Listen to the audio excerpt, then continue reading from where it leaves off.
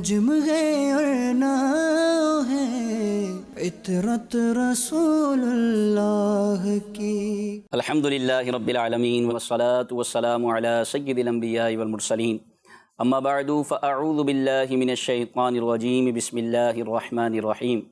الصلاة والسلام علیک یا رسول اللہ وعلی آلک واصحابک یا حبیب اللہ۔ الصلاة والسلام علیک یا نبی اللہ وعلی آلک واصحابک یا نور اللہ۔ مدنی چینل کے ناظرین، آپ سلسلہ ملاحظہ کر رہے ہیں ہمارے صحابہ، پیارے صحابہ، ہمارے سر کے تاج اور ہمارے سردار صحابہ۔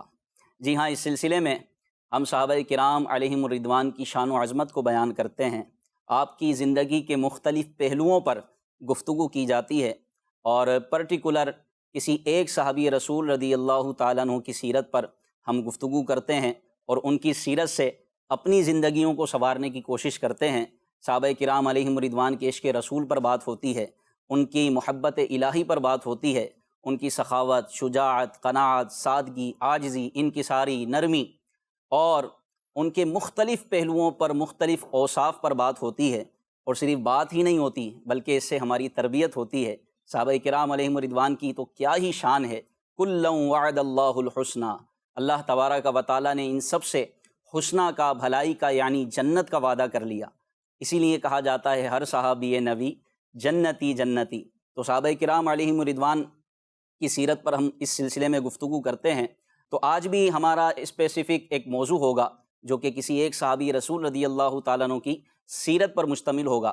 تو آج کا ہمارا موضوع جن صحابی رسول رضی اللہ تعالیٰ عنہ کی سیرت پر ہم گفتگو کریں گے، اور یہ یاد رہے کہ حدیث پاک میں آتا ہے کہ صالحین کے ذکر کے وقت رحمتیں نازل ہوتی ہیں، تو یقیناً صحابی رسول تو صالحین کیا، صالحین کے سردار ہیں۔ صحابہ کرام علیہم الرضوان تو وہ ہستیاں ہیں کہ جنہوں نے قرب مصطفیٰ صلی اللہ تعالیٰ علیہ وسلم پایا، تو یقیناً ان کا ذکر خیر کریں گے تو بھلائی اور رحمتوں کا نزول ہوگا۔ اللہ نے چاہا تو انشاءاللہ ان رحمتوں کے نزول میں ہماری بگڑیاں بھی بنیں گی، ہماری من کی مرادیں بھی پوری ہوں گی۔ اچھی اچھی نیتوں کے ساتھ اول تا آخر سلسلہ دیکھیے، اس میں شریک رہیے، انشاءاللہ آپ کو بہت ہی مفید معلومات حاصل ہوں گی، اور علم دین کا بیش بہا خزانہ اللہ نے چاہا تو انشاءاللہ ہاتھ آئے گا۔ آج ہمارا جو سلسلے کا موضوع ہے، اور جن صحابی رسول رضی اللہ تعالیٰ عنہ کی زندگی کو ہم نے موضوع بنایا ہے، وہ ہے سیرت سیدنا مقداد بن اسود رضی اللہ تعالیٰ عنہ۔ سبحان اللہ، حضرت سیدنا مقداد بن اسود رضی اللہ تعالیٰ عنہ کی سیرت پاک پر بات ہوگی، آپ کا تعارف پیش کیا جائے گا، آپ کے اوپر آنے والی آزمائش و امتحان کا ذکر ہوگا، حضرت مقداد رضی اللہ تعالیٰ عنہ کے عشق رسول پر بات ہوگی، سبحان اللہ، اور آپ کے کچھ تاریخی کلمات ہیں کہ جن سے عشق رسول ایسا چھلکتا ہے کہ عاشقان رسول کے دل ٹھنڈے ہو جاتے ہیں، سبحان اللہ۔ اور مختلف پہلوؤں پر، آپ کی سادگی پر، عاجزی پر، نرمی پر انشاءاللہ گفتگو کرنے کی کوشش کریں گے۔ ہمارے ساتھ ہمارے پیارے پیارے مبلغین بھی ہیں، ان کا تعارف بھی آپ کے سامنے پیش کرتا ہوں۔ ہمارے ساتھ ہمارے آصف اقبال مدنی بھائی الحمدللہ موجود ہیں، ہم ان کو اپنے سلسلے میں خوش آمدید کہتے ہیں۔ کیسے ہیں آصف بھائی، آپ خیریت سے ہیں؟ الحمدللہ، اللہ کا ماشاءاللہ ماشاءاللہ۔ اور ہمارے ساتھ ہمارے ایاز مدنی بھائی بھی موجود ہیں، انشاءاللہ ان سے بھی گفتگو کریں گے اور کچھ مدنی پھول لیں گے۔ ایاز بھائی، آپ ٹھیک ہیں، خیریت سے ہیں؟ آپ دونوں کو اپنے سلسلے میں خوش آمدید کہتے ہیں۔ اللہ پاک ہم سب پر اپنی رحمت کا نزول فرمائے، اور اس سلسلے کی برکتوں سے ہمیں، ہمارے ناظرین کو اللہ تبارک و تعالی مالا مال فرمائے، آمین۔ ایاز بھائی پہلے آپ کی طرف بڑھوں گا، اور آپ سے سوال یہ ہے کہ حضرت مقداد رضی اللہ تعالیٰ عنہ صحابی رسول ہیں، یہ بھی آپ کا ایک تعارف ہے، اور اللہ تبارک و تعالیٰ نے اجمالاً صحابہ کرام علیہم الرضوان کا تعارف قرآن پاک میں جگہ بجگہ اس طرح پیش فرمایا، جیسے کہ ایک آیت مبارکہ میں نے تلاوت کی، کلا وعد اللہ الحسنی رضی اللہ عنہ ورضوا عنہ، تو یہ بھی ایک ان کا تعارف ہے کہ یہ صحابی رسول ہیں، سبحان اللہ۔ لیکن میں چاہوں گا کہ ان کا تفصیلی تعارف حضرت مقداد بن اسود رضی اللہ تعالیٰ عنہ کا آپ تفصیلی تعارف بیان کریں، تاکہ ان کے بارے میں ہمیں معلومات بھی ہو اور ہمیں پتہ چلے کہ کس درجے کے صحابی تھے۔ صحابہ کرام نفس صحابیت میں تو سب برابر ہیں، لیکن ایک تعارف اور ایک فضیلت جزوی جن کو حاصل ہے، تو ان کے بارے میں بھی معلومات اگر ہم حاصل کریں یا ان کے بارے میں جاننے کی کوشش کریں تو اور عقیدت و محبت بڑھ جاتی ہے۔ تو ان کا ابتدائی تعارف آپ بیان فرمائیں۔ الحمدللہ رب العالمین والصلاة والسلام علی سید المرسلین، اما بعد فاعوذ باللہ من الشیطان الرجیم، بسم اللہ الرحمن الرحیم۔ یوں تو تمام کے تمام صحابہ سبحان اللہ، آسمان ہدایت کے چمکتے دمکتے ستارے ہیں، سبحان اللہ، اور جب ہم اپنی نظر کو اٹھا کر آسمان کی طرف دیکھتے ہیں تو بہت سارے ستارے چمک رہے ہوتے ہیں، لیکن کچھ وہ ستارے ہوتے ہیں جو بہت زیادہ چمک رہے ہوتے ہیں۔ واہ واہ سبحان اللہ۔ تو ہم صحابہ کرام علیہم رضوان کی طرف دیکھیں، جس کو جتنا قرب مصطفیٰ ملا وہ اتنا ہی چمکے، سبحان اللہ۔ ان کو اتنا ہی، ان پر اتنا ہی فیضان نبوت جو ہے وہ جاری ہوا۔ انہی میں سے ایک جلیل القدر صحابی حضرت مقداد رضی اللہ تعالیٰ عنہ ہیں۔ سبحان اللہ۔ آپ کا جو پورا نام ہے مقداد بن عمر بن ثعلبہ رضی اللہ تعالیٰ عنہ۔ آپ حضرت اسود بن عبد یاغوث کے آزاد کردہ غلام تھے۔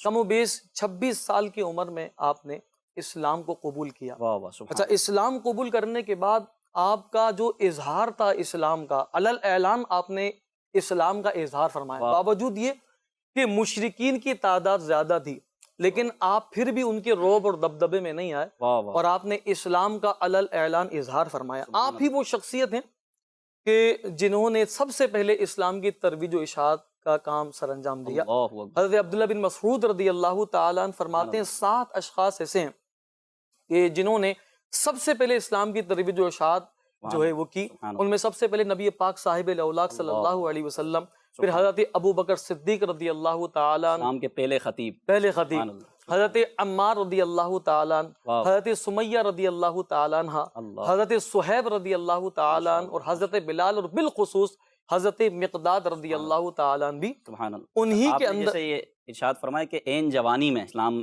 آپ نے قبول کیا، آپ نے اپنی جوانی کا کتنا پیارا فائدہ اٹھایا۔ یعنی جب ہم دیکھتے ہیں کہ انسان جب جوان ہوتا ہے تو اس کے جذبات بھی جوان ہوتے ہیں، بے شک، اور آپ نے اپنے آپ کو اسلام میں ڈھالا، اسلام قبول کیا، اور اسلام میں آنے کے بعد آپ نے اپنی جوانی کا اس طور پر فائدہ اٹھایا کہ آپ نے ترویج و اشاعت کا کام شروع کر دیا۔ سبحان اپنی اللہ، تمام تر قوتیں آپ نے اسلام کے لیے کیا صرف بات کر ہے، دی۔ کیا بات ہے سبحان اور پھر آپ دیکھیے کہ آپ کی جو فضیلت مزید جو ممتاز ہو جاتی ہے وہ یوں ہو جاتی ہے کہ آپ صاحب الہجرتین بھی ہیں۔ اللہ اللہ۔ یعنی آپ نے ایک ہجرت جو حبشہ کی طرف ہوئی واہ اس میں بھی آپ شامل رہے، اور ایک دوسری ہجرت جو مدینہ منورہ کی طرف ہوئی ماشاء اللہ۔ آپ اس میں بھی شامل رہے، اور یہ ایک خصوصی امتیاز رہا آپ کا کہ جتنے مہاجرین صحابہ ہیں، یہ خصوصی امتیاز ہے آپ کا کہ اللہ رب العزت نے مہاجرین صحابہ کی فضیلت کو بھی قرآن مجید میں بیان فرمایا۔ حضرت عبداللہ بن عمر رضی اللہ تعالیٰ، آپ روایت فرماتے ہیں کہ نبی کریم صلی اللہ علیہ وسلم نے ایک دفعہ آپ سے پوچھا کہ عبداللہ کیا تم میری امت میں اس گروہ کو جانتے ہو جو سب سے پہلے جنت میں داخل ہوگا؟ اللہ اللہ۔ تو حضرت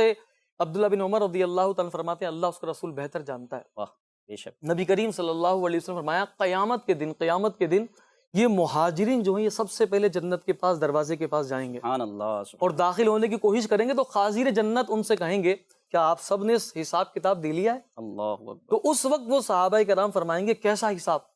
ہم تو وہ تھے کہ ہم نے اللہ کی راہ میں لڑے، اور اپنے کندھوں پر ہم نے تلواروں کو اٹھا کر کے رکھا، اللہ اللہ۔ اور پھر اس کی راہ کے اندر ہم انتقال کر گئے۔ بس یہ وہ کہیں گے خازین جنت دروازہ کھول دیں، سبحان اللہ سبحان اللہ۔ اور جنت کا دروازہ کھل جائے گا۔ نبی پاک صلی اللہ علیہ وسلم نے فرمایا دیگر لوگوں سے 40 سال پہلے مہاجرین صحابہ جنت میں داخل ہوں گے۔ اللہ تو یہ مہاجر ہونا ایک بڑی فضیلت کا حامل ہے کیا بات۔ جو کہ آپ کو حاصل رہا۔ حضرت مقداد رضی اللہ تعالیٰ صاحب الہجرتین بھی، اور پھر آپ نے اس بات پر بھی بڑا فخر کیا کہ جب آپ نے ہجرت کی مدینہ منورہ کی طرف، سبحان اللہ۔ تو آپ اس پر بڑا فخر کرتے تھے کہ نبی کریم صلی اللہ تعالیٰ علیہ وسلم جب تشریف فرما ہوئے مدینہ منورہ میں تو فرمایا 10 صحابہ کو حضور علیہ الصلوۃ والسلام نے ایک جگہ پر جو ہے وہ جمع کر دیا تھا۔ اچھا۔ آپ فرماتے ہیں گویا کہ آپ کی خوش قسمتی یہ تھی کہ آپ فرماتے ہیں نبی کریم صلی اللہ علیہ وسلم جن 10 افراد کے ساتھ تھے، فرماتے ہیں اس میں خوش نصیب میں بھی تھا۔ سبحان اللہ۔ تو آپ کو یہ فضیلت حاصل رہی کہ ان 10 کے ساتھ آپ رضی اللہ تعالی عنہ بھی شامل رہے، اور پھر اور خصوصیت یہ حاصل رہی کہ آپ بدری صحابہ بھی ہیں۔ اچھا ماشاء غزوہ بدر کے اندر آپ شریک رہے۔ نبی کریم صلی اللہ تعالی علیہ وسلم یوں تو تمام صحابہ سے ہی محبت فرماتے تھے، لیکن آپ سے محبت کا ایک انوکھا اور اچھوتا انداز یہ تھا کہ آپ نبی کریم صلی اللہ علیہ وسلم نے فرمایا کہ اللہ پاک نے مجھے 4 اشخاص ایسے ہیں جن سے محبت کا حکم دیا۔ اللہ۔ سرکار فرماتے ہیں میں ان سے محبت کرتا ہوں۔ اسپیشلٹی ہے ان 4 افراد کی، کیا بات ہے۔ تو حضرت علی رضی اللہ عنہ سامنے موجود ہے، سرکار نے فرمایا اے علی تم بھی انہی میں ہو۔ اللہ اللہ، مولا علی بالکل۔ اور فرمایا ابو ذر، حضرت سلمان اور حضرت مقداد رضی اللہ تعالی عنہم اجمعین بھی انہی میں شامل۔ سبحان اللہ سبحان اللہ۔ تو یہ وہ آپ کا تعارف ہے کہ جس نے آپ کو جو ہے نا وہ ممتاز کر دیا۔ کیا بات ہے۔ مدنی چینل کے ناظرین، یہ حضرت مقداد بن اسود رضی اللہ تعالیٰ عنہ کا مختصراً تعارف ہمارے ایاز بھائی نے ذکر کیا، اور یہ کتنی خوبصورت بات ہے کہ نبی پاک صلی اللہ تعالیٰ علیہ وسلم نے ارشاد فرمایا کہ مجھے 4 اشخاص سے محبت کرنے کا حکم دیا، ان میں سے حضرت علی کرم اللہ تعالیٰ وجہ الکریم بھی ہیں، اور ان میں حضرت مقداد بن اسود رضی اللہ تعالیٰ عنہ بھی۔ یہ بھی بڑا پیارا انداز ہے۔ اور ایک انداز یہ بھی ہے کہ نبی پاک صلی اللہ علیہ وسلم سے سوال ہوتا ہے آصف بھائی کہ آپ کو عورتوں میں سے سب سے زیادہ کس سے محبت ہے؟ تو حضور فرماتے ہیں عائشہ سے۔ پھر سوال ہوتا ہے کہ مردوں میں سے کس سے محبت ہے؟ تو حضور فرماتے ہیں عائشہ کے والد ابو بکر سے۔ کتنا میٹھا اور پیارا انداز ہے۔ حضرت مقداد بن اسود رضی اللہ تعالیٰ عنہ کا تعارف بیان کیا، 26 سال کی عمر میں آپ دامن اسلام سے وابستہ ہوئے، اسلام لے کر آئے۔ تو ہم یہ واقعہ سنتے ہیں آصف بھائی کہ جو پہلے اسلام لانے والے تھے، سابقون الاولون میں شامل تھے اور پہلے اسلام لیا، ان پر آزمائشیں بھی آئیں، تو کیا ان پر بھی کوئی ایسا معاملہ ہوا تھا؟ ان کو بھی اذیتیں تکلیفیں دی گئیں؟ اس بارے میں بھی کچھ ذکر فرمائیں۔ بسم اللہ الرحمن الرحیم، الصلاۃ والسلام علیک یا رسول اللہ۔ حضرت مقداد بن اسود رضی اللہ تعالیٰ عنہ سابقین اولین میں ہیں۔ آپ کے بارے میں یہ لکھا ہے کتب میں کہ آپ 6 نمبر پر اسلام میں داخل ہوئے، ماشاءاللہ، اور واہ واہ، 7 لوگوں کا ذکر کیا ہے ایاز بھائی نے، تو 7 جو ہیں رسول پاک صلی اللہ تعالی وسلم سمیت 7 ہوتے ہیں، اور ورنہ یہ 6 نمبر ان کا اسلام قبول کرنے والوں میں سے ہے۔ سبحان اللہ۔ اور جو سابقین اولین ہیں ان لوگوں نے تو تکالیف بعد والوں کے بنسبت زیادہ اٹھائی ہیں، بے شک، اور آپ یہ دیکھیں کسی نے تپتی ہوئی ریت پر اللہ جو ہے وہ اس کی اللہ، سختیاں برداشت کی ہیں، اور کسی کی جو ہے وہ چربی جو ہے وہ کوئلوں پر پگھل جاتی ہے، ان کو اللہ، لٹا دیا جاتا تھا، اور کسی کے جو ہے وہ سینے پر بھاری پتھر رکھ دیا جاتا تھا، اور کسی کے گلے میں رسی ڈال کر جو ہے وہ کفار مشرکین جو ہے وہ کھینچا کرتے تھے مکہ مکرمہ گلیوں میں۔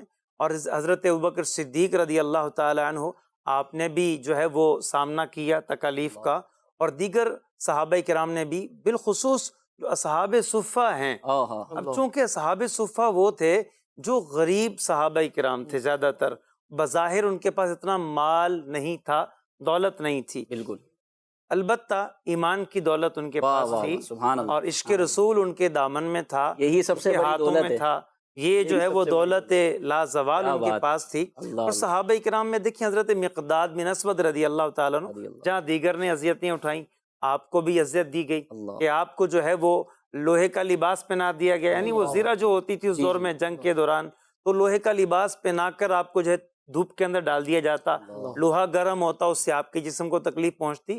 تو یہ ساری اذیتیں اس لیے دی جاتی تھی مدنی چینل کے ناظرین کہ لوگ اسلام کو چھوڑ دیں، مگر سلام ہو ان ہستیوں کو، ان کی عظمتوں پر اور ان کی قوت ایمانی پر، اور ان کا دین پر کیسا یقین تھا، اللہ تعالیٰ پر کیسا یقین تھا، نبی کریم صلی اللہ تعالیٰ علیہ وسلم سے کیسی ان کی محبت تھی کہ بڑی سے بڑی تکلیف بھی ان کو اسلام سے دور نہ کر سکی۔ حضرت مقداد بن اسود رضی اللہ تعالیٰ عنہ آپ نے تکلیفیں اٹھائیں، اصحاب صفہ میں شامل تھے، اور آپ کو جو ہے وہ اصحاب صفہ میں جب شامل تھے تو آپ نے بھی تھوڑا تھوڑا دودھ کبھی پی لیا، کبھی کچھ مل گیا، کبھی کچھ خوراک ملی، کبھی نہیں ملی، تو اس انداز پر آپ بھی گزر بسر کرتے تھے۔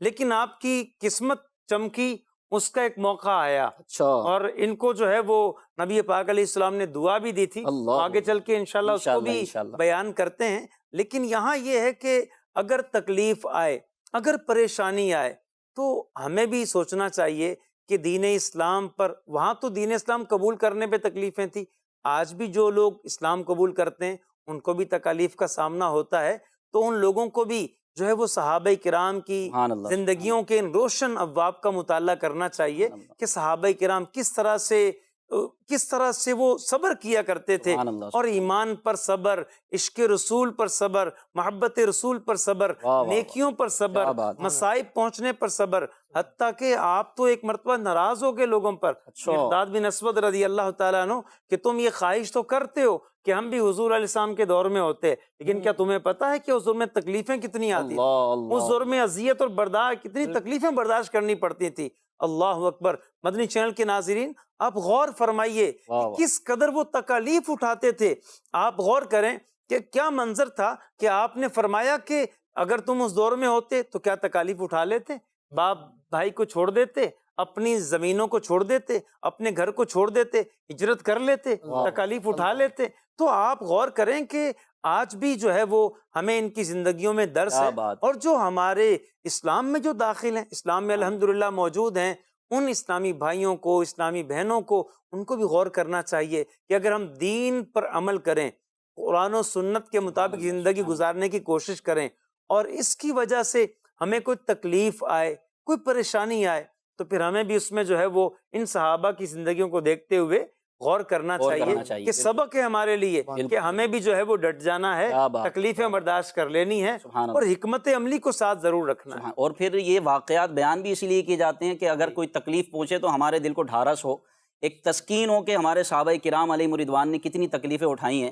نبی پاک صلی اللہ علیہ وسلم کو جو تکالیف پہنچتی ہیں، حضور فرماتے ہیں کہ جتنا دین کے معاملے میں مجھے ستایا گیا ہے کسی کو نہیں ستایا گیا۔ صحابہ کرام پر بھی آزمائشوں کا جو ہے ایک سلسلہ رہا ہے، لیکن آصف بھائی یہاں پر میں یہ عرض کروں گا، جیسے کہ آپ نے ایک پہلو کی طرف ایک اشارہ کیا کہ واقعی کہ جو ابھی بھی اسلام لاتے ہیں، دار اسلام میں داخل ہوتے ہیں، مسلمان ہوتے ہیں، تو ان پر بھی وقتی طور پر آزمائشیں آتی ہیں۔ تو یہ کتنا پیارا ایک یوں سمجھیں کہ صحابہ کرام علیہ رضوان کی سیرت کا اور مبارک زندگی کا حصہ ہے کہ ان پر جو تکلیفیں آئی ہیں کہ وہ مطلب تکلیفیں سہ رہے ہیں، اذیتیں، دھوپ میں پڑے ہوئے ہیں اور لوہے کا لباس پہن کر ان کے جسم سے چربی نکل رہی ہے اور وہ جلتے ہوئے کوئلوں پر گرتی ہے، کوئلے بجھ جاتے ہیں، لیکن وہ پھر بھی نیم بے ہوشی کے عالم میں کہتے ہیں احد احد احد احد، اللہ ایک ہے، اللہ ایک ہے۔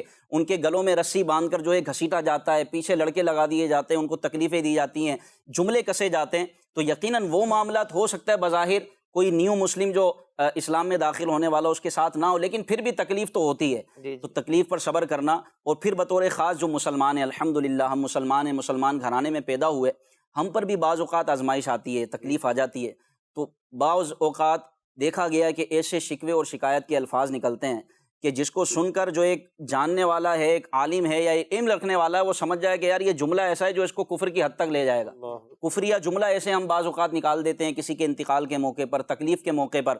ان پر جو تکلیفیں آتی تھیں ان سے عبادت نہیں چھوٹتی تھی، ان سے نبی پاک صلی اللہ علیہ وسلم کا دامن کرم نہیں چھوٹتا تھا۔ ہم پر اگر بظاہر تکلیف آتی ہے تو بعض اوقات نماز تک چھوٹ جاتی ہے، بعض اوقات جناب ہماری عبادت چھوٹ جاتی ہے، پوری دنیا کو ہم شکوہ اپنا سناتے ہیں، شکایت سناتے ہیں، اور پھر آخر میں کہیں جا کر جب بالکل سب سے مایوس ہو جاتے ہیں تو پھر بارگاہ الہی میں جھکتے ہیں۔ یہ بھی اچھی بات ہے، لیکن یہ پہلے ہوتا تو کتنا اچھا ہوتا۔ کیا فرماتے ہیں آپ اس بات؟ بالکل جی، ہونا تو یہ معاشرے کا ایک انداز ہے کہ نہیں؟ بالکل انداز ہے۔ آپ غور کریں کہ اس رب العالمین سے نہیں کہتے سب سے پہلے اپنا رکن شورا حاجی عبدالحبیب اتاری سلام الباری، آپ کا ایک ویڈیو کلپ سن رہا تھا میں، اس میں آپ نے کہا کہ ہماری پرابلم یہ ہے، آپ نے کہا کہ ہماری پرابلم یہ ہم سب سے کہتے ہیں لیکن اللہ پاک سے رب العالمین کی بارگاہ میں عرض نہیں کرتے۔ تو ہمیں آغاز یہاں سے کرنا چاہیے، اللہ پاک کی بارگاہ میں ہمیں جو ہے وہ اپنی پریشانی کو رب العالمین سے شیئر کریں نا، اللہ پاک سے عرض کریں نا، وہ سب جانتا ہے لیکن اس کو پسند ہے کہ بندے مجھ سے مانگیں۔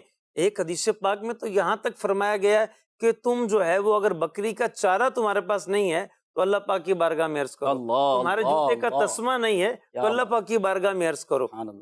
رب العالمین سے ہر چیز مانگی جا سکتی ہے اور وہ ہر چیز عطا کرنے پہ قادر ہے۔ استجب لکم، اور یہ بھی ہے، آپ دیکھیں یہ تو آپ نے پڑھی آیت کہ اللہ تعالیٰ فرماتا ہے مجھ سے مانگو میں قبول کروں گا۔ دوسرے مقام پہ یہ بھی فرمایا کہ جو دعا نہیں کرتے اللہ تعالیٰ کو پسند نہیں ہے۔ اور اللہ تعالیٰ بعض روایت کے مطابق یہ ہے کہ جو دعا نہیں کرتے اللہ پاک انہیں پسند نہیں کرتا، اور جو دعا کرتے اللہ تعالیٰ ان سے ناراض ہوتا ہے، اور جو دعا کرتے انہیں پسند کرتا۔ واقعی اللہ پاک کی بارگاہ میں مانگیں تو وہاں سے ملتا ہے، اور اللہ پاک تو خوش ہوتا ہے کہ میرا بندہ مجھ سے دعا کر رہا ہے۔ ایک روایت ایسی ملتی ہے کہ جب بندہ مومن اپنے رب کے آگے ہاتھوں کو بلند کرتا ہے تو اللہ پاک اس کے اٹھے ہوئے ہاتھوں کی لاج رکھتا ہے، اللہ اکبر، اور اس کے ہاتھوں کو خالی لوٹاتے ہوئے اللہ پاک حیا فرماتا ہے۔ اللہ، یہاں تک کہ آپ دیکھیں کہ جب بندہ دعا کرتا ہے نا تو بندے کی بگڑ رہی ہو تو وہ بن جاتی ہے۔ سبحان اللہ۔ نبی کریم صلی اللہ تعالی علیہ وسلم اگر ہمیں کبھی نہ بتاتے کہ قبر میں مردے کا حال کیا ہوتا ہے تو شاید ہمیں پتہ نہ چلتا، لیکن حضور علیہ الصلوۃ والسلام نے فرمایا جو میت جب قبر کے اندر ہوتی ہے تو وہ ایسے ہوتی ہے کہ جیسے ڈوبتا ہوا شخص۔ اللہ، تو پھر اب ڈھارس کیسے بنتی ہے؟ تو نبی کریم صلی اللہ علیہ وسلم فرمایا ینتظر دعوتن، جب وہ آپ دعا کے لیے ہاتھ اٹھاتے ہیں تو اس کی وہاں بگڑی بننا شروع ہو جاتی ہے۔ سبحان اللہ۔ تو بندہ جب رب سے مانگتا ہے، ہاتھوں کو اٹھاتا ہے، تو اللہ پاک بگڑیوں کو مسلمان کی دعا دوسرے مسلمان بھائی کے حق میں قبول ہوتی ہے، اور اس کی دعا سے اللہ پاک اگر کسی پر عذاب بھی ہو رہا ہو تو مغفرت فرما دیتا ہے۔ وہ قادر مطلق ہے۔ تو واقعی دعا مومن کا ہتھیار ہے، اسی وجہ سے کہا گیا کہ دعا مومن کا ہتھیار ہے۔ تو بڑی پیاری بات کی آصف بھائی نے کہ واقعی اللہ پاک کی بارگاہ میں بندہ عرض معروض کرے اور اسی سے لو لگائے اسی پر توکل کرے تو انشاءاللہ ہماری آزمائشیں بھی ختم ہوں گی۔ آپ دیکھیں تکلیف دینے والا کون ہے، یعنی تکلیف بھی رب تبارک و تعالیٰ کی طرف سے ہوتی ہے، اور بندہ جب اس پر صبر کرتا ہے اللہ پاک کی بارگاہ میں اس کے درجات بلند کر دیے جاتے ہیں، اللہ پاک اس کے درجے بڑھا دیتا ہے، اس کے درجات بلند کر دیتا ہے۔ عقیدے کی بات بھی ذہن میں رہے سبحان اللہ۔ کہ کوئی مصیبت آئے، پریشانی آئے تو اسے اپنے اپنی طرف نفس منسوب کا کرے۔ قصور شمار بے شک، کرنا بے چاہیے، صحیح۔ اور نعمت ملے تو اللہ سبحان پاک کی طرف منسوب سبحان کرنا سبحان اللہ، کتنی پیاری بات۔ اللہ پاک ہمیں ان باتوں پر عمل کرنے کی توفیق عطا فرمائے، اور ہمیں بھی صابرین میں شامل فرمائے، اور اگر تکلیف، مصیبت، پریشانی، آزمائش آئے تو ایک کاش ہم شکوہ شکایت نہ کریں، بلکہ صحابہ کرام کی پیاری پیاری سیرت، پیاری پیاری زندگی کے یہ روشن پہلو ہمارے سامنے ہوں۔ اللہ پاک ہمیں عمل خیر کی توفیق عطا فرمائے۔ انشاءاللہ عز و جل ایاز بھائی کی طرف بڑھتے ہیں دوبارہ، کہ حضرت مقداد بن اسود رضی اللہ تعالیٰ عنہ کا ذکر خیر ہو رہا ہے، سبحان اللہ، ماشاء اللہ۔ اب میں چاہوں گا کہ آپ ان کا مبارک حلیہ بیان کریں، سبحان اللہ، جن کے بارے میں ہم سن رہے ہیں وہ تھے کیسے، ان کا مبارک حلیہ کیا تھا؟ جہاں آپ کو اتنی ساری خصوصیات حاصل ہیں، وہاں پر ایک خصوصیت یہ بھی تھی کہ آپ تاریخ اسلام کی ایک عظیم قد و قامت والی شخصیت تھے۔ سبحان اللہ۔ آپ کی بیٹی حضرت کریمہ رضی اللہ تعالیٰ عنہ جو ہے آپ کا حلیہ بیان فرماتی ہیں کہ میرے والد ماجد جو تھے ان کا قد مبارک لمبا تھا، اچھا، ماشاء اللہ۔ اور آپ کا رنگ جو تھا وہ گندمی تھا، اور فرماتے ہیں کہ سر کے بال گھنے تھے۔ آپ کی داڑھی شریف نہ چھوٹی تھی نہ زیادہ لمبی تھی، لیکن اس میں زرد رنگ جو ہے وہ لگا ہوتا تھا، جس سے بڑی خوبصورت لگتی تھی۔ سبحان اللہ۔ اور آپ کی آنکھیں جو تھیں وہ سیاہ تھیں، اور ابرو جو تھے وہ بڑے باریک تھے۔ تو آپ کی جو صاحبزادی ہیں حضرت کریم، آپ نے آپ کا یہی حلیہ جو ہے سبحان اللہ۔ بیان فرمایا۔ تو آپ کی صاحبزادی نے آپ کا حلیہ مبارک بیان فرمایا۔ اللہ پاک ہمیں حضرت مقداد بن اسود رضی اللہ تعالیٰ عنہ کا فیضان عطا فرمائے۔ آصف بھائی، بات ہوئی آپ کے تعارف پر، آپ کے اوپر آنے والی آزمائش اور امتحانات پر، آپ کے مبارک حلیہ بھی بیان ہوا۔ اب آئیے ان کے عشق رسول پر، سبحان اللہ، حضرت مقداد رضی اللہ تعالیٰ۔ اچھا، صحابہ کرام تو ہے ہی عشق رسول، صحابہ کرام علیہم الرضوان کو عشق رسول تو وہ حاصل تھا کہ ان کے صدقے ہمیں ملتا ہے، تو آپ کیا فرماتے ہیں حضرت مقداد رضی اللہ تعالیٰ عنہ کے عشق رسول پر؟ سبحان اللہ۔ حضرت مقداد بن اسود رضی اللہ تعالیٰ عنہ، ویسے تو ہر صحابی عاشق رسول، سبحان اللہ۔ صحابہ کرام کا عشق رسول کے ان کے تو کیا کہنے۔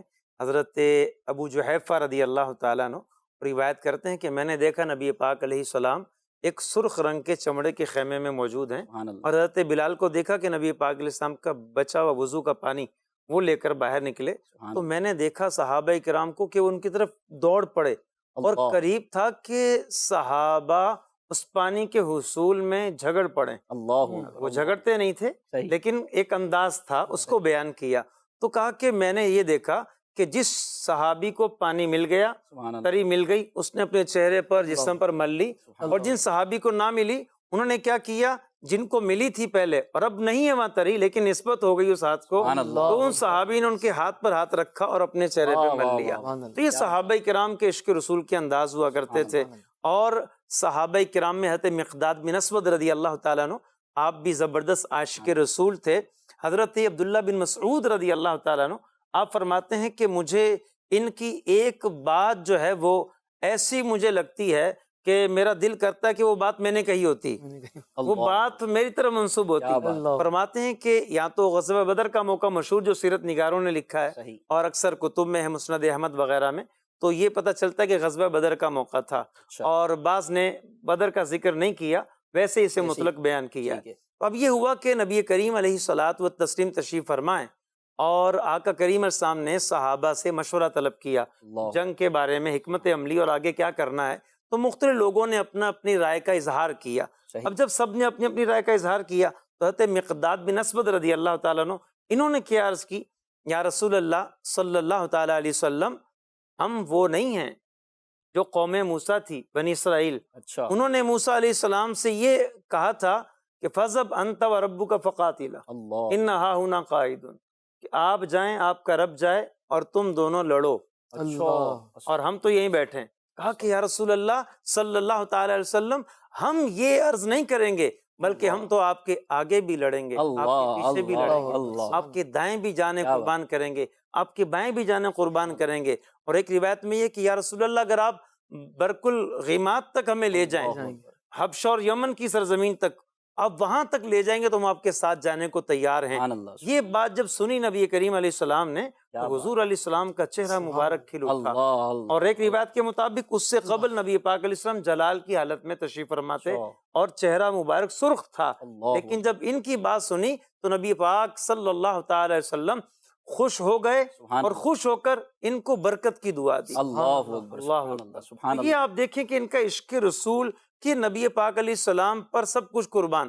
آج ہم یہ کہتے ہیں تن من دھن حضور پہ قربان ہے، لیکن حقیقی معنی میں ہم دیکھتے ہیں صحابہ کرام علیہم رضوان سبحان اللہ، وہ اپنا تن من دھن ہر چیز نبی پاک علیہ السلام پہ قربان کرنے کے لیے تیار تھے، اور جان کا نذرانہ تو ہر وقت ساتھ لے کر گھومتے تھے کہ امام اہل سنت اعلیٰ حضرت فرماتے ہیں اس نے یوسف پہ کٹی مصر میں انگشت زنا، اور سر کٹاتے ہیں تیرے نام پہ مردان عرب۔ یا رسول اللہ صلی اللہ تعالی وسلم آپ کے تو نام کی بات آ جائے تو صحابہ کرام اپنے جو ہے وہ سر لے کر آ جاتے ہیں کہ ہم سر آپ پہ قربان کر دیں آپ کے نام پر۔ اور آپ دیکھیں کہ نبی پاک صلی اللہ تعالی علیہ وسلم سے محبت ہی کی تو دلیل ہے کہ ان کے دین کی حفاظت کے لیے زندگی وقف کر دی، یہ بھی نبی پاک علیہ السلام سے سچی محبت ہے۔ آقا کریم علیہ السلام کی محبت کی سب سے بڑی دلیل نبی پاک صلی اللہ تعالی علیہ وسلم کی اطاعت ہے، سبحان اللہ، سبحان اللہ، حضور صلی اللہ علیہ وسلم کی اتباع ہے، آقا کریم علیہ السلام کی سنتوں پر عمل کرنا ہے۔ یہ اعلیٰ حضرت امام اہل سنت فرماتے ہیں عشق رسول کی سب سے بڑی دلیل ہے۔ تو صحابہ کرام کو ہم دیکھتے ہیں کہ انہیں تھوڑی سی بھی بات پتہ چل جاتی کہ یہ عمل نبی پاک صلی اللہ تعالی علیہ وسلم نے کیا ہے تو اسے ضرور کرتے۔ آپ دیکھیں حضرت عبداللہ بن عمر رضی اللہ تعالیٰ عنہ، ان کو عالم بالسنہ کہا جاتا تھا، نبی پاک علیہ السلام کے طریقوں کو سنتوں کو صحابہ کرام میں سب سے زیادہ جاننے والے، چھوٹی چھوٹی باتوں کی بھی معرفت رکھتے، یاد رکھتے، پہچان رکھتے اور اس پر عمل کرنے کی کوشش کرتے۔ آپ دیکھیں پتہ لگا کہ نبی پاک علیہ السلام جو ہے وہ دوپہر کے وقت فلاں جگہ جا کر قیلولہ کیا کرتے تھے، تو وہاں جا کر سنت کو ادا کرنے کے لیے قیلولہ وہاں کرتے، دن کا آرام وہاں جا کے کیا کرتے۔ اسی طرح سے آپ کے بارے میں یہ ہے کہ آپ رضی اللہ تعالی عنہ کے بارے میں صحابہ کرام جو ہے وہ آپ سے پوچھا کرتے تھے کہ نبی پاک علیہ السلام کا اس بارے میں کیا عمل ہے، کیونکہ آپ جو ہے وہ نبی پاک علیہ السلام کی سنتوں کو جاننے والے بہت زیادہ تھے۔ ویسے تو جس صحابی نے جتنا وقت آپ کے ساتھ گزارا اتنی جو ہے وہ سنتیں سیکھیں، آقا کریم علیہ السلام کے طریقے سنیں اور خود بھی دیکھے، دوسرے صحابہ سے بھی سنیں، انہوں نے آگے اس کو بیان کیا۔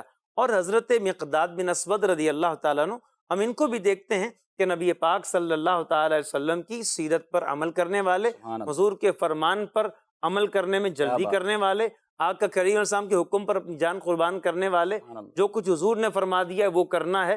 ایک موقع پر تو آپ دیکھیں نا کہ ان کے بارے میں یہ یہاں تک لکھا ہے امام ابو نعیم نے حلیۃ الاولیاء میں کہ انہوں نے جب اپنے آپ کو نبی پاک صلی اللہ تعالی علیہ وسلم کی خدمت کے لیے وقف کیا کہ حضور علیہ السلام کے کھانے اور پینے کے معاملات کے دیکھنا شروع کیے، کہتے ہیں کہ انہوں نے جتنے بھی دنیا کے اندر جو ان کے آس پڑوس جن سے تعلق تھا، جو سردار تھے، ان سب سرداروں سے حاکموں سے تعلق ختم کر لیے، کب خدمت کرنی ہے تو حضور کی کرنی صلی اللہ، یہ بھی عشق رسول ہے۔ سبحان اللہ، سبحان اللہ۔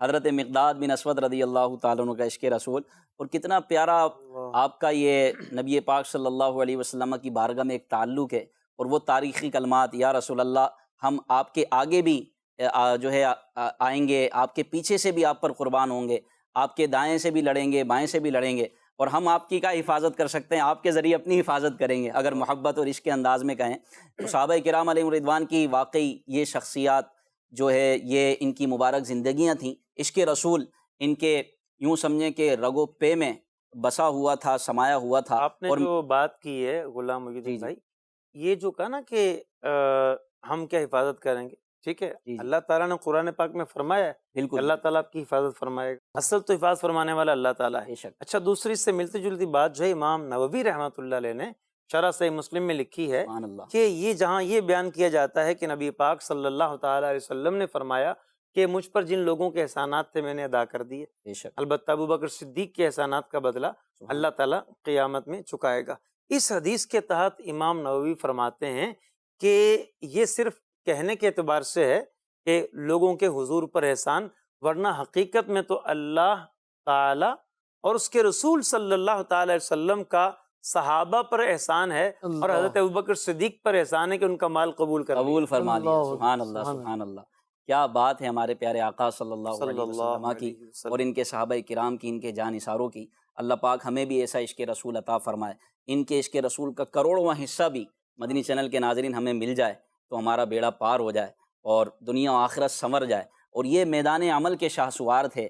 میدان عمل میں نبی پاک صلی اللہ علیہ وسلم کی سنتوں کے عامل، سنتوں پر عمل کرنے والے. ایک کاش ہم بھی حضور علیہ الصلوۃ والسلام کی مبارک سیرت پر عمل کرنے والے بن جائیں. وہ ہے نا امیر علیہ سنت بارہا ارشاد فرماتے ہیں کہ سرکار کا عاشق بھی کیا داڑھی کٹاتا ہے؟ کیوں عشق کا چہرے سے اظہار نہیں ہوتا؟ کیا سرکار کا عاشق بھی ایسا چہرہ لے کے گھومے گا جو حضور علیہ الصلوۃ والسلام کے اسلام کے دشمنوں کا چہرہ ہے، یہود و نصارہ کا چہرہ ہے؟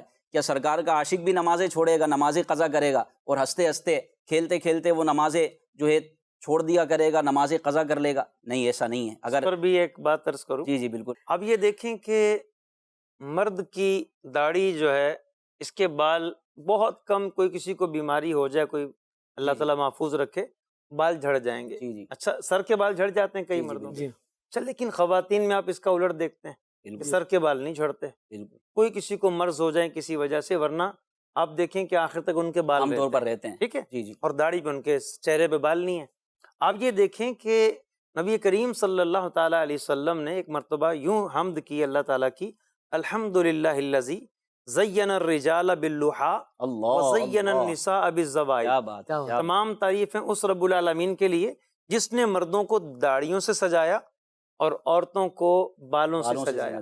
تو جس کی جو زینت ہے اللہ پاک نے وہ آخر تک رکھی ہے برقرار.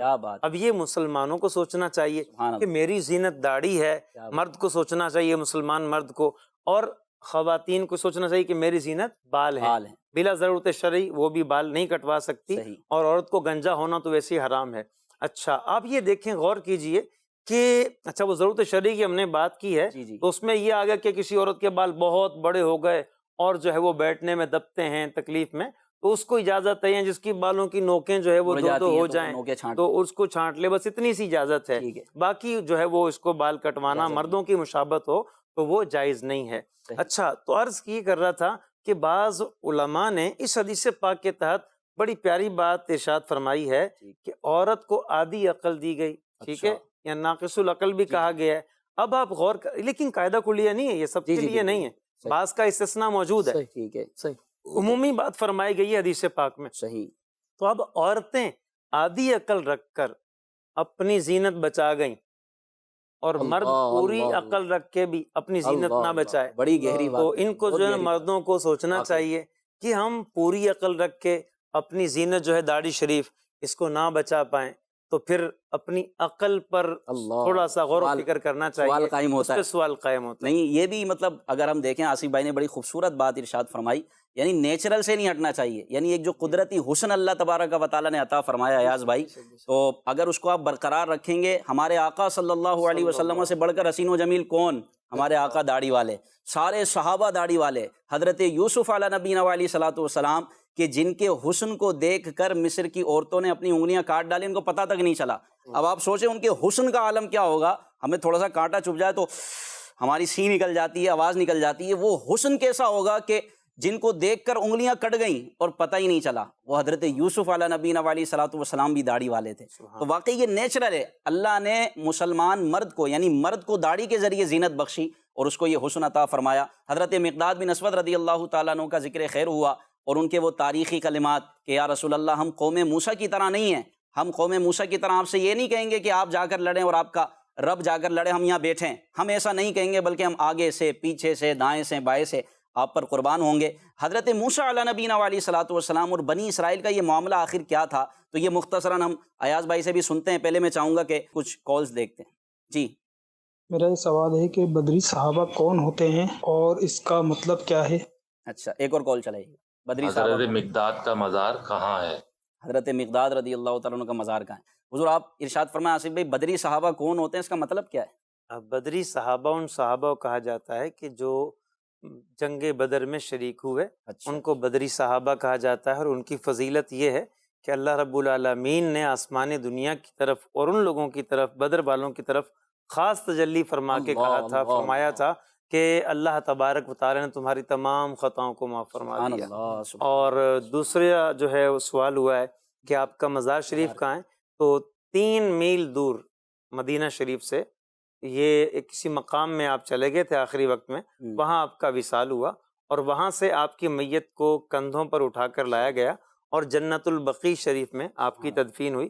تو آپ کا مزار شریف جنت البقیع میں ہے، مدینہ منورہ کے قبرستان میں. سبحان اللہ سبحان اللہ. جی ایاز بھائی، حضرت موسیٰ علیہ نبینا علیہ صلاۃ والسلام اور بنی اسرائیل کا یہ کیا معاملہ تھا کہ بنی اسرائیل نے، آپ کی قوم نے آپ کو یہ کہا کہ آپ جائیں اور آپ کا رب جا کر جو ہے لڑے، انا ہا ہنا قاعدون، ہم تو یہاں بیٹھے ہیں. تھوڑا سا یہ بھی اگر آپ ذکر فرمائیں. جی جی تفاسیر کے اندر اس کا بیک گراؤنڈ موجود ہے کہ جس وقت فرعون جو ہے وہ دریائے نیل کے اندر غرق ہوا اچھا اور اس وقت بنی اسرائیل مسلمان ہو گئے، تو حضرت موسیٰ علیہ نبینا علیہ الصلوۃ والسلام کو بڑا اطمینان نصیب ہوا. تو اس وقت اللہ رب العزت نے حضرت موسیٰ علیہ نبینا علیہ الصلوۃ والسلام کو حکم دیا کہ آپ ارض مقدس یعنی بیت المقدس کی طرف سفر کریں، سبحان اللہ. اور وہاں پر اس وقت جن کا قبضہ تھا وہ تھی قوم عمالقہ، اچھا جو کہ بڑے بدترین کفار تھے، طاقتور تھے، جنگجو تھے، لڑنے والے تھے. اچھا تو آپ موسیٰ علیہ نبینا علیہ الصلوۃ والسلام نے اپنے ساتھ 6 لاکھ بنی اسرائیلیوں کو لیا، اور پھر وہاں پر جب گئے اور بیت المقدس کی طرف جو ہی پہنچے، اس کے قریب پہنچے، تو آپ کی جو قوم تھی 6 لاکھ بنی اسرائیل، انہوں نے بزدلی کا اظہار کیا. 6 لاکھ 6 لاکھ اللہ. بزدلی کا اظہار کیا، اور پھر انہوں نے یہ الفاظ کہے جو موجود ہے قرآن میں بھی، قالوا یا موسیٰ انا لن ندخلها ابدا ما داموا فیہا فاذهب انت وربک فقاتلا انا ہاہنا قاعدون.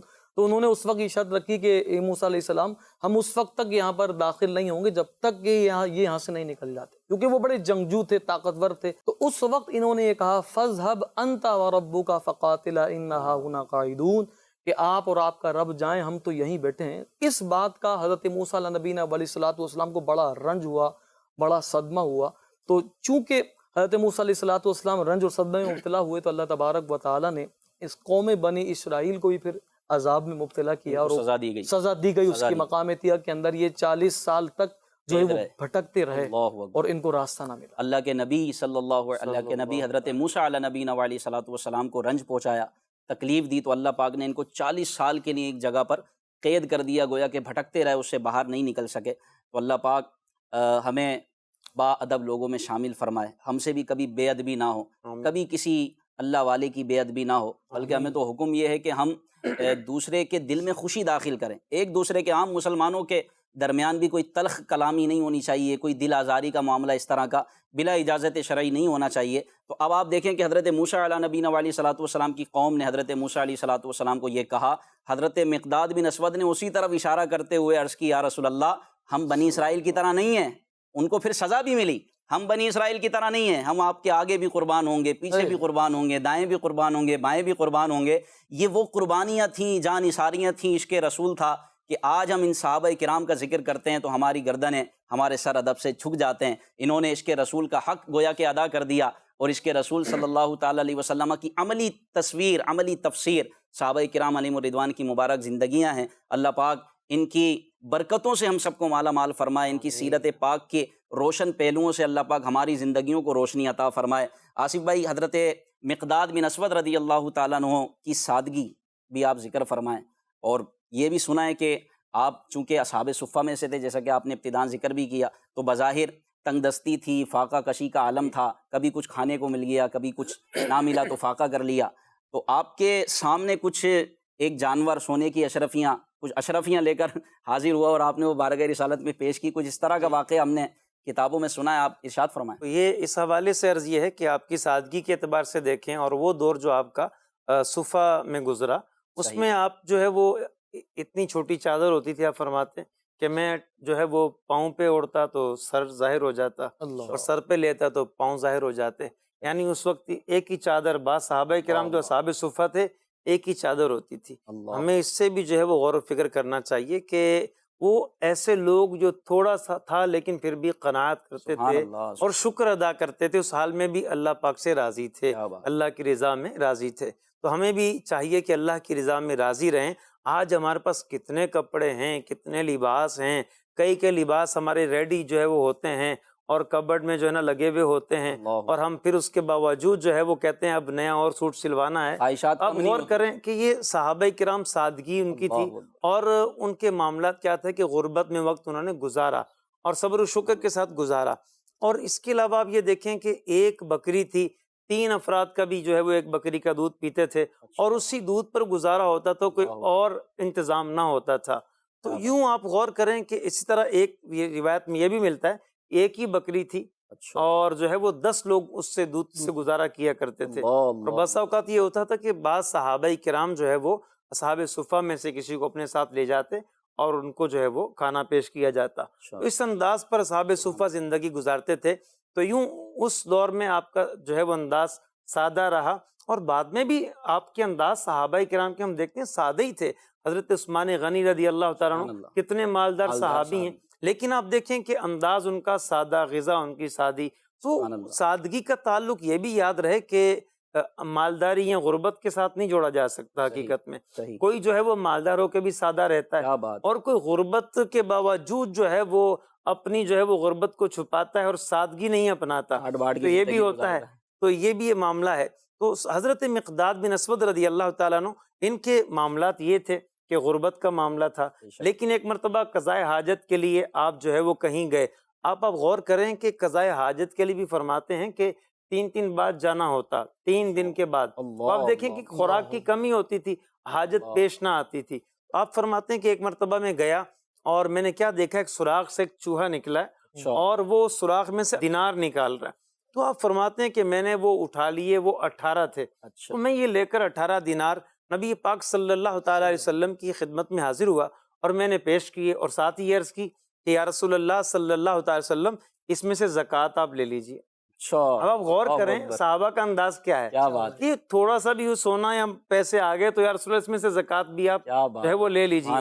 نبی پاک صلی اللہ تعالیٰ علیہ وسلم نے فرمایا یہ سارے تم لے لو، اس میں زکوٰۃ نہیں ہوتی اتنی رقم میں۔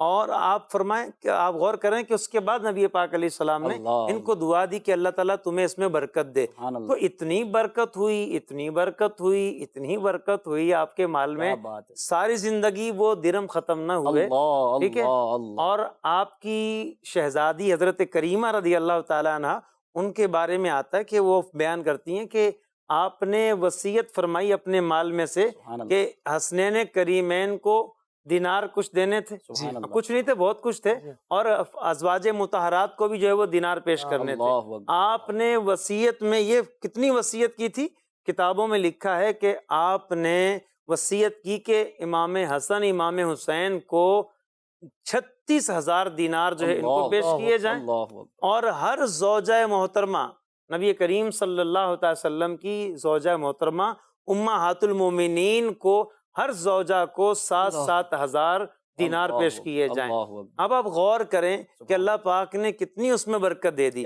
نبی پاک علیہ السلام جس کو دعا دے دیں اس کے لیے برکتوں کا عالم کیا ہوگا۔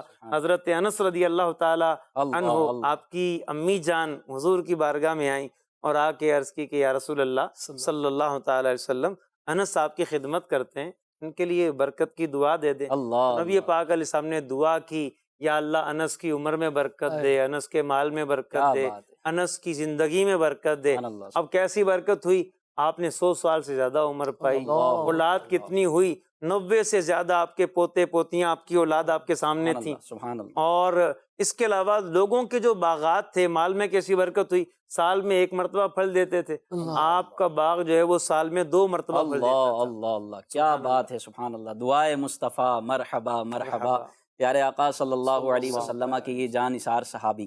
اچھا، مال ملا تو فوراً بارگاہ رسالت میں حاضر ہو گئے، یا رسول اللہ یہ مال بھی راہ خدا میں قبول فرما لیجئے۔ اور نبی پاک صلی اللہ علیہ وسلم نے آپ کے جذبے کی قدر کی، اور پھر آپ کو ایسی دعا سے نوازا کہ اتنا مال ہوا، اتنا مال ہوا، اتنا مال ہوا کہ حسنین کریمین کو 36,000 دینار پیش کیے گئے، ان کو تحفتاً بھیجے گئے۔ سبحان اللہ سبحان اللہ۔ اچھا، مال ہونے کے باوجود بھی ان کی قناعت کا عالم، سبحان اللہ، سادگی کا عالم، سبحان اللہ۔ اب وقت اپنے اختتام کو پہنچا، وگرنہ ایاز بھائی، آصف بھائی، دل تو چاہ رہا ہے کہ ذکر ہوتا رہے، آپ لوگ ذکر کرتے رہیں، مدنی چینل کے ناظرین، اور ہم سنتے رہیں۔ صحابہ کرام کی پیاری پیاری زندگیاں تھیں ایسی کہ ان کو سنا جائے اور سن کر اپنی زندگی کو سنوارا جائے۔ اللہ پاک ہمیں ان کی زندگیوں سے برکت عطا فرمائے، ان کی مبارک سیرت کا فیضان ہمیں نصیب فرمائے اور ان کے نام لیوا میں، ان کے عقیدت مندوں میں ہمیں شامل فرمائے، اور ایک کاش ہم ان کی مبارک زندگیوں سے اپنے لیے کچھ درس اور کچھ میسیجز، کچھ اسباق اکٹھے کریں تاکہ ہم اس کو اپنی زندگی میں نافذ کریں، امپلیمنٹ کریں، اور ہم بھی صحابہ کرام علیہم الرضوان کے نقش قدم پر چلنے والے بنیں، کیونکہ یہ ستاروں کی مانند ہے۔ اللہ انہی کے صدقے میں ہدایت عطا فرمائے گا، انہی کے صدقے میں اللہ تبارک و تعالی ہمیں، اللہ نے چاہا تو انشاءاللہ جنت الفردوس میں جگہ ملے گی، اور ان کے پیچھے پیچھے ہم داخل جنت ہوں گے۔ ہر صحابی نبی جنتی جنتی، ہر صحابی نبی جنتی جنتی۔ صلو علی الحبیب صلی اللہ تعالی علیہ محمد۔ اہل سنت کا ہے بیڑا پار، اصحاب حضور نجم ہے اور ناؤ ہے، عطرت رسول اللہ کی۔